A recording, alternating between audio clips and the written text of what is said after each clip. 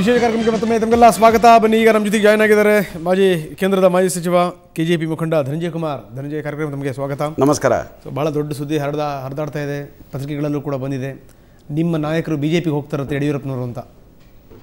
ನಾನು ಮೊದಲು ಬಹಳ ತಮ್ಮ ಮೂಲಕ ಕರ್ನಾಟಕ ರಾಜ್ಯದ ಎಲ್ಲ ಸಾರ್ವಜನಿಕರಿಗೆ ಬಹಳ ಸ್ಪಷ್ಟ ಮಾತುಗಳಲ್ಲಿ ಹೇಳಲಿಕ್ಕೆ ಬಯಸ್ತೇನೆ. ಯಾವುದೇ ಕಾರಣಕ್ಕೆ ಯಡಿಯೂರಪ್ಪನವರು ಮತ್ತೆ ಬಿ ಜೆ ಪಿಗೆ ಹೋಗುವ ಪ್ರಶ್ನೆ ಇಲ್ಲ. ಈ ಬಿ ಜೆ ಪಿಯವರ ಕಿತಾಪತಿ ತಾವೇ ನೋಡಿದ್ದೀರಿ. ಯಡಿಯೂರಪ್ಪನವರು ಕೆ ಜೆ ಪಿ ಸ್ಥಾಪನೆ ಮಾಡಲಿಕ್ಕೆ ಬಿ ಜೆ ಪಿ ಬಿಟ್ಟು ಬರೋದಕ್ಕೆ ಮೊದಲು ಕೊನೆಯ ಕ್ಷಣದವರೆಗೆ ಬಿ ಜೆ ಪಿಯ ರಾಜ್ಯದ ಅಧ್ಯಕ್ಷರು, ಮುಖ್ಯಮಂತ್ರಿಗಳು, ಮಾಜಿ ಮುಖ್ಯಮಂತ್ರಿಗಳು ಇತ್ಯಾದಿಯಾಗಿ ಒಬ್ಬೊಬ್ಬರು ಬಹಳ ಮಾತುಗಳನ್ನು ಹೇಳಿದರು. ಯಡಿಯೂರಪ್ಪ ಹೋಗುವ ಪ್ರಶ್ನೆನೇ ಇಲ್ಲ, ಅವರೇ ಕಟ್ಟಿ ಬೆಳೆಸಿದ ಪಕ್ಷ, ಎಲ್ಲಿ ಹೋಗ್ತಾರೆ ಅವರು, ಅವರಿಗೆ ನಾವು ಅದು ಕೊಡ್ತೇವೆ ಇದು ಕೊಡ್ತೇವೆ ಅಂದರೆ ಆಸೆ ಆಮಿಷಗಳನ್ನು ಒಡ್ಡಿ ಅವರನ್ನು ನಾವು ಉಳಿಸಿಕೊಳ್ತೇವೆ ಅಂತ ಹೇಳುವಂಥದ್ದು. ಮೂಲಭೂತವಾಗಿ ಯಡಿಯೂರಪ್ಪ ಬಿ ಜೆ ಪಿಯಿಂದ ದೂರ ಆಗಲಿಕ್ಕೆ ಇರುವಂಥ ಕಾರಣ ಯಾವುದು ಅಂತ ಹೇಳುವಂಥದ್ದನ್ನು ಅವರು ಸ್ಪಷ್ಟವಾಗಿ ತಿಳ್ಕೊಳ್ಳಿಕ್ಕೆ ವಿಫಲರಾದರು ಅಂತ ನಾನು ಭಾಳ ಸ್ಪಷ್ಟ ಅದರ ಮೊದಲೇ ಹೇಳಿದ್ದೆ. ಇವತ್ತು ಅದನ್ನು ಮತ್ತೊಮ್ಮೆ ಹೇಳಲಿಕ್ಕೆ ಬಯಸ್ತೇನೆ. Rajnath Singh B J P ಅಧ್ಯಕ್ಷರಾದರು, ಅದರಿಂದಾಗಿ ಬದಲಾವಣೆ ಆಗ್ತದೆ ಅಂತ ಖಂಡಿತ ಇಲ್ಲ. ಯಾಕೆಂದರೆ ರಾಜನಾಥ್ ಸಿಂಗ್ ಮತ್ತು ಯಡಿಯೂರಪ್ಪ ಆಗಲಿ ಅಥವಾ ನಾನು ರಾಜನಾಥ್ ಸಿಂಗ್ ಆಗಲಿ ನಮ್ಮ ಸಂಬಂಧ ಚೆನ್ನಾಗಿದೆ, ವೈಯಕ್ತಿಕವಾದಂಥ ಸಂಬಂಧಗಳು. ನರೇಂದ್ರ ಮೋದಿಯವರು ಮತ್ತೊಮ್ಮೆ ಗುಜರಾತ್ನ ಮುಖ್ಯಮಂತ್ರಿಯಾಗಿ ಗೆದ್ದಾಗ ಇದೇ ಮಾತನ್ನು ಹೇಳಿದರು. ನರೇಂದ್ರ ಮೋದಿಯವರು ಯಡಿಯೂರಪ್ಪ, ನರೇಂದ್ರ ಮೋದಿ ಧನಂಜಯ ಕುಮಾರ್, ನಮ್ಮ ಸಂಬಂಧಗಳು ಚೆನ್ನಾಗಿದೆ, ವೈಯಕ್ತಿಕ ಸಂಬಂಧಗಳು. ಆದರೆ ಯಡಿಯೂರಪ್ಪ ಕೇಂದ್ರದ ಕಾರಣಕ್ಕಾಗಿಯೇ ಬಿ ಜೆ ಪಿಯನ್ನು ತೊರೆಯುವಂಥ ಒಂದು ಪ್ರಸಂಗ ಉಂಟಾದದ್ದಲ್ಲ. ಪ್ರಮುಖವಾಗಿ ರಾಜ್ಯದ ಒಂದು ಸಮಸ್ಯೆ, ಕರ್ನಾಟಕ ರಾಜ್ಯದಲ್ಲಿ ನಾನು ಅದಕ್ಕಾಗಿ ಹೇಳಿದೆ, ಬಿ ಜೆ ಪಿಯಲ್ಲಿ ಒಂದು ಕೆಲಸ ಮಾಡಿ, ಭಾಳ ಏನು ಮಾಡಬೇಕು ಅಂತಿಲ್ಲ, ಯಾರ್ಯಾರನ್ನೂ ಮಾತಾಡಿಸ್ಬೇಕು ಅಂತಿಲ್ಲ. ಅನಂತಕುಮಾರ್, ಈಶ್ವರಪ್ಪ, ಸಂತೋಷ್ 3 ಜನರನ್ನು ದಯಮಾಡಿ ಪಕ್ಷದಿಂದ ಹೊರಗಾಕಿ, ಯಡಿಯೂರಪ್ಪ ಉಳಿತಾರೆ ನಿಮ್ಮ ಪಕ್ಷದಲ್ಲಿ ಅಂತ. ಯಾಕೆ ಅವ್ರು 3 ಜನ ಹೊರಗಡೆ ಹೋಗಬೇಕು? ಅದು ಮಾತಾಡಿದರೆ ಬಹುಶಃ ನಿಮ್ಮ ಇಡೀ ಕಾರ್ಯಕ್ರಮ ಮುಗಿಯೋದಕ್ಕಿಂತಲೂ ಹೆಚ್ಚು ಮಾತಾಡಬೇಕು. ಅದು ಬೇಡ. ನಾನು ಭಾಳ ಸ್ಪಷ್ಟ ಮಾತಿನಲ್ಲಿ ಹೇಳಲಿಕ್ಕೆ ಬಯಸ್ತೇನೆ. ಬಹುಶಃ ರಾಜ್ಯದ ಜನ ತಿಳ್ಕೊಂಡಿದ್ದಾರೆ, ಯಡಿಯೂರಪ್ಪನವರಿಗೆ ಮಾನಸಿಕವಾಗಿ, ಯಡಿಯೂರಪ್ಪನವರಿಗೆ ದೈಹಿಕವಾಗಿ, ಯಡಿಯೂರಪ್ಪನವರಿಗೆ ರಾಜಕೀಯವಾಗಿ, ಸಾಮಾಜಿಕವಾಗಿ ಇಷ್ಟೊಂದು ರೀತಿಯಲ್ಲಿ ಒಂದು ದಯನೀಯ ಸ್ಥಿತಿಯನ್ನು ನಿರ್ಮಾಣ ಮಾಡಲಿಕ್ಕೆ ಈ 3 ಜನ ಪ್ರಮುಖವಾಗಿ ಕಾರಣ. ನೊಂದು ಬಹಳ ಬೇಸರದಿಂದ 40 ವರ್ಷಗಳಷ್ಟು ದೀರ್ಘಕಾಲ ದುಡಿದು ಕಟ್ಟಿದಂಥ ಪಕ್ಷ. ಮಾತಿಗೆ ಒಂದು ಮಾತು ಹೇಳ್ತಾರೆ, ಯಡಿಯೂರಪ್ಪ ಎಲ್ಲ ಅಧಿಕಾರವನ್ನು ನಮ್ಮ ಪಕ್ಷದಲ್ಲಿ ಅನುಭವಿಸಿದವರು. ಆ ಪಕ್ಷ ಕಟ್ಟಿದ್ಯಾರು? ನಾವು ಕಟ್ಟಿದ ಮನೆ ರಂಗನಾಥ್. ನಾವು ಒಂದೊಂದು ಕಲ್ಲು ಮಣ್ಣು ಕಟ್ಟಿದ ಮೇಲೆ ನಮಗೆ ಈ ಗೌರವವನ್ನು ಕೊಟ್ಟಿತ್ತು, ನಾವಿಲ್ಲ ಅಂತ ಎಂದೂ ಹೇಳಲಿಲ್ಲ. ನಾವೇ ಕಟ್ಟಿದ ಪಕ್ಷ. ಆದರೆ ಇವತ್ತು ನಾವು ಕಟ್ಟಿದ ಮನೆಯಲ್ಲಿ ಹಾವು, ಇಲಿ, ಹೆಗ್ಗಣ ಎಲ್ಲ ಬಂದು ಸೇರಿಕೊಂಡು ನಮಗೆ ಅಲ್ಲಿ ವಾಸ ಮಾಡಲಿಕ್ಕೆ ಸಾಧ್ಯ ಆಗದೇ ಇರುವಂಥ ಸ್ಥಿತಿಯನ್ನು ನಿರ್ಮಾಣ ಮಾಡಿತ್ತು. ಇದು ರಾಜ್ಯದ ಜನ ತಿಳ್ಕೊಂಡಿದ್ದಾರೆ, ಹೊಸ್ತೇನಲ್ಲ ಇದು. ಅದಕ್ಕಾಗಿ ನೊಂದು ಬೆಂದು ನಾವು ಆ ಪಕ್ಷದಿಂದ ಚೆನ್ನಾಗಿರೋ ಟೈಮಲ್ಲಿ ಇದೇ ಹಾವು, ಇದೇ ಇಲಿ, ಇದೇ ಹೆಗ್ಗಣ ಜೊತೆಗೆ ಭಾಳ ಚೆನ್ನಾಗಿ ಬದುಕಿದ್ರಿ ನೀವುಗಳು. ಯಾವಾಗ ಚೆನ್ನಾಗಿರೋ ಟೈಮಲ್ಲಿ ಇದಕ್ಕಿದ್ದಂಗೆ ಹೆಂಗದು ಹೊರಗಡೆ ಹೋಗ್ಬೇಕು ಅಂತ ಅನ್ನಿಸ್ತು. ಈಗ ಅಲ್ಲಿರೋರೆಲ್ಲ ನಿಮಗೆ ಹಾವು, ಇಲಿ, ಹೆಗ್ಗಣಗಳ ಥರ ಕಾಣ್ತಾ ಇದ್ದಾರೆ. ಅಲ್ಲ, ನಾವು ಭಾಳ ದಿವಸ ಬದುಕಿದ್ದೇವೆ, ಅದಕ್ಕೆ ನಮ್ಮನ್ನು ಮೆಚ್ಚಬೇಕು ತಾನೇ ನೀವು. ಖಂಡಿತ ಮೆಚ್ಚ, ನಮ್ಮ ಸಹನೆಯನ್ನು ಮೆಚ್ಚಬೇಕು, ಬಹಳ ದಿವಸ ತಾಳ್ಮೆಯಿಂದ ಮೆಚ್ಚಬೇಕು. ನೋಡಿ, ನಾನು ಒಂದು ಮಾತು ಬಹಳ ಸ್ಪಷ್ಟ ಹೇಳ್ತೇನೆ. ಯಡಿಯೂರಪ್ಪ ನಮಗೆ ಹೇಳಿದಂಥದ್ದು, ಸಾರ್ವಜನಿಕವಾಗಿ ಕೂಡ ಇದನ್ನು ಹೇಳಿದ್ದಾರೆ. ಅವ್ರು ಹೇಳಿದರು, ಇವರು ಹೇಳ್ತಾ ಇದ್ದಾರೆ ಯಡಿಯೂರಪ್ಪ ಮುಖ್ಯಮಂತ್ರಿ ಸ್ಥಾನದಿಂದ ಕೆಳಗಿಳಿಸಿದರು, ಯಡಿಯೂರಪ್ಪ ಅಧ್ಯಕ್ಷ ಸ್ಥಾನ ಕೊಡಲಿಲ್ಲ, ಅದಕ್ಕಾಗಿ ಪಕ್ಷ ಬಿಟ್ಟು ಹೋಗ್ತಾ ಇದ್ದಾರೆ ಅಂತ. ಖಂಡಿತ ಅಲ್ಲ. ಯಡಿಯೂರಪ್ಪ ಕೇಂದ್ರದ ನಾಯಕರಿಗೆ ಸ್ಪಷ್ಟ ಮಾತಿನಲ್ಲಿ ಹೇಳಿದರು, ನನಗೆ ಇನ್ನು ಮುಂದೆ ಮುಖ್ಯಮಂತ್ರಿ ಸ್ಥಾನ ಬೇಡ, ನನಗೆ ಅಧ್ಯಕ್ಷ ಸ್ಥಾನ ಬೇಡ, ಈ ಬಾರಿಯ ವಿಧಾನಸಭಾ ಚುನಾವಣೆಯ ನೇತೃತ್ವ ಮಾತ್ರ ನಾನು ವಹಿಸ್ತೇನೆ, ನಾನು ನಿಮಗೆ ಬರೆದು ಕೊಡ್ತೇನೆ, ನಾನು ಚುನಾವಣೆಗೆ ಸ್ಪರ್ಧೆ ಮಾಡೋದಿಲ್ಲ. ನೀವು ಬಯಸಿದರೆ ಈ ಚುನಾವಣೆ ಮುಗಿದ ಮೇಲೆ ನಾನು ಬೇಕಿದ್ರೆ ರಾಜ್ಯಸಭೆಯ ಸದಸ್ಯನಾಗಿ ಬರ್ತೇನೆ, ಇಲ್ಲಿ ನಿಮಗೆ ಬೇಕಾದವರನ್ನು ಮುಖ್ಯಮಂತ್ರಿಯಾಗಿ ಕೂತ್ಕೊಳಿಸಿ, ಇದಕ್ಕಿಂತ ಹೆಚ್ಚು ಏನು ಹೇಳ್ಬೋದು ರಂಗನಾಥ್? ಆದರೂ ಕೂಡ ಅವಕಾಶ ಕೊಡಲಿಲ್ಲ. ಇವತ್ತು ಇದು ಯಾಕೆ ಮಾತು ಅಂತ ನಾನು ಕೊನೆಯದು ಮಾತು ಹೇಳ್ತೇನೆ. ರಾಜನಾಥ್ ಸಿಂಗ್ ಅವರು ಖಂಡಿತ ಈ ಮಾತನ್ನು ಹೇಳಿರ್ಲಿಕ್ಕಿಲ್ಲ. ಯಾಕೆಂದ್ರೆ ರಾಜನಾಥ್ ಸಿಂಗ್ ಅವರಿಗೆ ನಾವೆಲ್ಲ ಪರಿಚಯ ಇದ್ದೇವೆ. ಅವರು ಒಂದೊಮ್ಮೆ ಮಾತಾಡಬೇಕು ಅಂತಿದ್ರೆ ಖಂಡಿತ ಯಾವುದಾದ್ರೂ ರೀತಿಯಲ್ಲಿ ನಮ್ಮನ್ನು ಮಾತಾಡಿಸ್ತಾ ಇದ್ರು. ಇದು ಇವ್ರದೇ ಕುತಂತ್ರ, ಇವ್ರದೇ ಷಡ್ಯಂತ್ರ. ಇವರು ಸೋತಿದ್ದಾರೆ. ಇವರಿಗೆ ಹತಾಶೆ ಆಗಿದೆ. ಯಡಿಯೂರಪ್ಪ ಇಲ್ಲದೆ ಇರುವಂತಹ ಬಿಜೆಪಿ ಅದನ್ನ ಎಣಿಸಲಿಕ್ಕೆ ಸಾಧ್ಯ ಆಗ್ತಿಲ್ಲ ಅವರಿಗೆ. ಬಿಜೆಪಿ ಅವರಿಗೆ ಎಲ್ಲಿ ಯಡಿಯೂರಪ್ಪ ಬಂದ್ಬಿಡ್ತಾರೋ ಅನ್ನೋ ಭಯದಿಂದ ಈ ತರದ ಏನಾದ್ರು ಅಪ್ಸಿದ್ರ? ಅಲ್ಲಪ್ಪ, ಯಡಿಯೂರಪ್ಪ ಇಲ್ಲದೆ ಇರುವಂತಹ ಬಿಜೆಪಿಯ ಸ್ಥಿತಿ ಏನಾಗಬಹುದು ಆ ಭಯ ಅವರಿಗೆ. ಅದಕ್ಕಾಗಿ ಈ ಮಾತನ್ನು ಪದೇ ಪದೇ ಹೇಳ್ತಾ ಒಂದು ರೀತಿಯಲ್ಲಿ ಗೊಂದಲ ನಿರ್ಮಾಣ ಮಾಡ್ಲಿಕ್ಕೆ ಪ್ರಯತ್ನ ಮಾಡ್ತಾ ಇದ್ದಾರೆ. ಪ್ರಶ್ನೆನೇ ಇಲ್ಲ. ಮೌನಂ ಸಂಬಂಧಿ ಲಕ್ಷಣ ಬಂದ್ಬಿಡ್ತಾರೆ.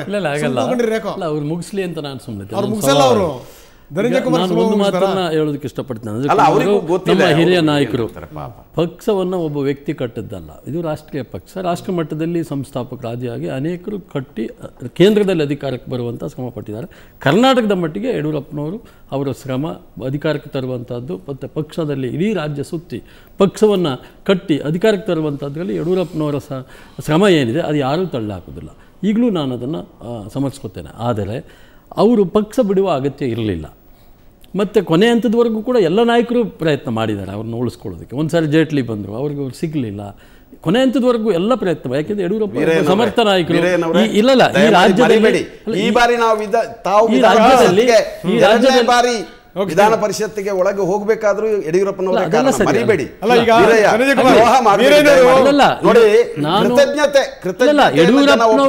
ಕೃತಜ್ಞತೆಯನ್ನು ಎಂದು ವೀರೇನವರು ಈ ಸಾರಿ ವಿಧಾನ ಪರಿಷತ್ತಿಗೆ ಹೋಗ್ಲಿಕ್ಕೆ ಪ್ರಮುಖ ಕಾರಣ ಯಡಿಯೂರಪ್ಪ. ಅನಂತಕುಮಾರ್ರವರಾಗ್ಲಿ ಈಶ್ವರಪ್ಪನವರಾಗ್ಲಿ ಅವರಿಗೆ ಬಿಟ್ಟಿದ್ದೀಗ ಬಹುಶಃ ವೀರಯ್ಯ ವಿಧಾನ ಪರಿಷತ್ತಿಗೆ ಹೋಗ್ತಾ ನಾನು ಬಹಿರಂಗ ಹೇಳ್ತಾ ಇರುವಂತದ್ದು. ಅಂಬೇಡ್ಕರ್ ಫೋಟೋ ತುಂಚೂರು ಜ್ಞಾಪಿಸ್ಕೊಳ್ಳಿ. ಆ ಸಂದರ್ಭದಲ್ಲಿ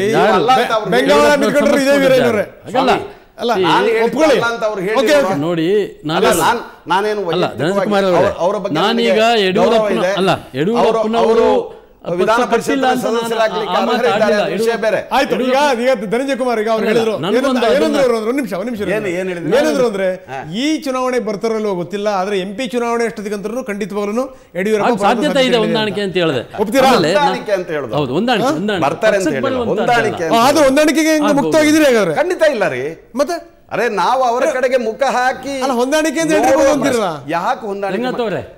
ನಾನು ಅವರಿಗೆ ಕೇಳಿದ್ರೆ ಬೇಸರ ಆಗುತ್ತೆ ಅವರಿಗೆ. ಲೋಕಸಭಾ ಚುನಾವಣೆಗೆ ಕರ್ನಾಟಕದಲ್ಲಿ ಒಂದು ನಿಮಿಷ ಈಗ ಧನಂಜಯ ಕುಮಾರ್ ಅವರು ಹೇಳಿದ್ರು ನನಗೆ 2ನೇ ಬಾರಿ MLC ಮಾಡಿದ್ದಾರೆ ಯಡಿಯೂರಪ್ಪನವರು ಅದಕ್ಕೆ ಕಾರಣ ಅಂತ. ಅದನ್ನ ನಾನು ಅಲ್ಲಿಗಳೋದಿಲ್ಲ, ನಿಜ. ಆದರೆ ಕೆಲ್ಸಕ್ಕೆ ಬಾರದೇ ಇದ್ದವ್ರು ಮಂತ್ರಿ ಮಾಡಲಿಲ್ವಾ? ಅಯ್ಯೋ, ನಾನು ಮಂತ್ರಿ ಮಾಡೋದಕ್ಕೆ ಅರ್ಹತೆ ಇಲ್ವಾ ನನಗೆ? ಮತ್ತೆ ಈಗ ನನ್ನ ನಂತರ ಬಂದಂತ ಮಂತ್ರಿ ಮಾಡಿಲ್ಲ ಅಂತ ನನ್ನ ನಂತರ ದಲಿತ ನಾಯಕರು ಬಂದ್ರು, ರಾಜ್ಯಸಭೆಗೆ ಹೋದ್ರು, MLC 2 ಸಲ ಆಗಿದ್ದಾರೆ. ನಾನು ಅವರಿಗೆ ಎಲ್ಲರಿಗಿಂತೂ ಹಿರಿಯ. ಇಡೀ ರಾಜ್ಯ ಲೋಕಸಭೆ ಸ್ಥಿತಿ ಯಾವ್ದಿರ್ತದೆ? ನನಗೆ 2ನೇ ಸಾರಿ ಕೊಟ್ಟಿರೋದು ನನ್ನ ಅರ್ಹತೆನೂ ಸೇರಿದೆ. ಮತ್ತೆ ನನಗೆ ಗೌರವ ಇದೆ. ಅದನ್ನ ನಾನು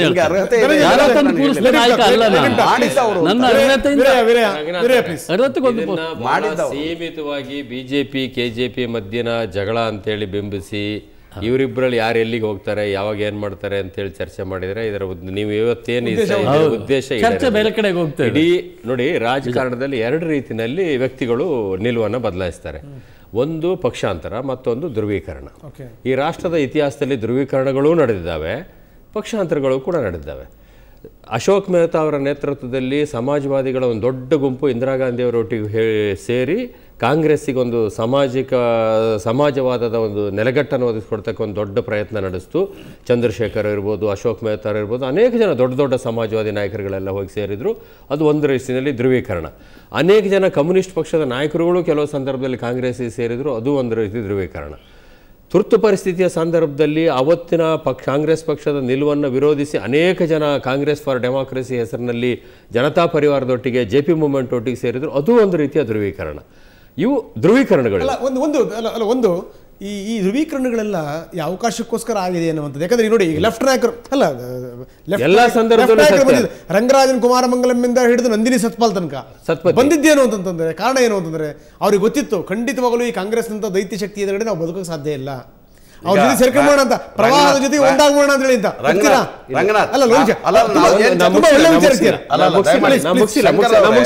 ಉದ್ದುದ್ದ ನಾವು ಮಾತಾಡ್ಬೇಕು ಅಂತಿಲ್ಲ. ಈಗ ಕಾಂಗ್ರೆಸ್ ಕೂಡ ಕೇಂದ್ರದಲ್ಲಿ 18 ಪಕ್ಷ ಸೇರಿ ಅಲ್ವಾ ಸರ್ಕಾರ ಮಾಡ್ತಾ ಇರೋದು. ನಾವು ಒಬ್ಬೊಬ್ಬರೇ ಎಲ್ಲ ಮಾಡ್ತೇವೆ, ಅದನ್ನ ಧ್ರುವೀಕರಣ ಹೊಂದಾಣಿಕೆ ಅಂತ ಹೇಳ್ತಿರೋ. ಧನಂಜಯ ಕುಮಾರ್ ಮಧ್ಯದಲ್ಲಿ ಬಂದು ಸೇರಿದ್ದಾರೆ. ನಾನು ಮೊದಲೇನ್ ಮಾತಾಡಿದೆ ನಿಮ್ಗೆ ಗೊತ್ತಿಲ್ಲ, ಅರ್ಧ ಇಲ್ಲ ಗೊತ್ತಿಲ್ಲ, ನಾನು ಅದನ್ನು ಪ್ರಸ್ತಾಪ ಮಾಡಿದೆ. ಯಾರು ಕೂಡ ನಾವು ಅನ್ಟಚಬಲ್ 1998ನೇ ಇಸ್ವಿ ನಂತರ ಕೊಯ್ಲಿಷನ್ ಪಾಲಿಟಿಕ್ಸ್ ಈ ದೇಶದ ಸತ್ಯ. ಅದು VP ಸಿಂಗ್ನವರು ಪ್ರಧಾನಮಂತ್ರಿ ಆದ ನಂತರ ಅಲ್ಲಿಂದ ಕೊಯ್ಲಿಷನ್ ಪಾರ್ಟಿಸ್ ಸ್ಟಾರ್ಟ್ 89ನೇ ಇಸ್ವಿಯಲ್ಲಿ ಅದು ಸ್ಟಾರ್ಟ್ ಆಗಿದೆ ಈ ರಾಷ್ಟ್ರದಲ್ಲಿ. ಕಾಂಗ್ರೆಸ್ಸು ಕೊಯ್ಲಿಷನ್ ನೇತೃತ್ವ ವಹಿಸಿದೆ, BJPನೂ ಕೂಡ ಕೊಯ್ಲಿಷನ್ ನೇತೃತ್ವ ವಹಿಸಿದೆ. ಆ ಕಾರಣಕ್ಕೋಸ್ಕರ ಈಗ ಅಸಮಾಧಾನಗೊಂಡಿರ್ತಕ್ಕಂಥವ್ರು, ಸ್ವಾಭಿಮಾನಕ್ಕೆ ಪ್ರತಿಷ್ಠೆಗೆ ಧಕ್ಕೆ ಬಂದಿರತಕ್ಕಂಥವ್ರು ನಮ್ಮ ಶಕ್ತಿ ಸಾಬೀತು ಮಾಡೋಣ ಅಂತಕ್ಕಂಥ ಪ್ರಯತ್ನ ಈಗಲೂ ಕೇಂದ್ರ ಸರ್ಕಾರನ 2-3 ಸದಸ್ಯರಿರ್ತಕ್ಕಂಥವ್ರು ಕೂಡ ಆತಂಕ ಸ್ಥಿತಿ ತಳ್ತಕ್ಕಂಥ ಸ್ಥಿತಿ ಇವತ್ತು ಕೂಡ ಇದೆ. ಅನೇಕ ಈ ಕರ್ನಾಟಕದಲ್ಲಿ ಇರ್ತಕ್ಕಂಥ ರಾಜಕೀಯ ಸ್ಥಿತಿ ಏನು? ರಾಜೀನಾಮೆ ಕೊಟ್ಟಿರ್ತಕ್ಕಂಥ 2 ಶಾಸಕರ ರಾಜೀನಾಮೆ ಅಂಗೀಕಾರ ಆಗದೆ ಇರೋದು, ಪಕ್ಷೇತರ ಶಾಸಕರು ಇನ್ನೂ ನಿಲುವನ್ನು ಸ್ಪಷ್ಟಪಡಿಸ್ತಾ ಇರ್ತಕ್ಕಂಥದ್ದು, BSR ಕಾಂಗ್ರೆಸ್ಗೆ ಹೋಗಿರ್ತಕ್ಕಂಥ ಶಾಸಕರು ನಮಗೆ ಯಾವ್ದಾದ್ರು ಒಂದು ಆಕ್ಸಿಜನ್ ಕೊಡ್ಬೋದು ಅಂತ ನಿರೀಕ್ಷೆಯಲ್ಲಿ ಇರೋ ಕಾರಣಕ್ಕೋಸ್ಕರ ಈ ಸರ್ಕಾರ ಜೀವಂತವಾಗಿರೋದು. ಇಲ್ಲದೆ ಈ ಸರ್ಕಾರಕ್ಕೆ ಇವತ್ತು ಬಹುಮತ ಇಲ್ಲ ಕರ್ನಾಟಕ ವಿಧಾನಸಭೆ. ತಾಂತ್ರಿಕವಾಗಿ ಇದು ಜೀವಂತ ಆಗಿದೆ ಈ ಸರ್ಕಾರ.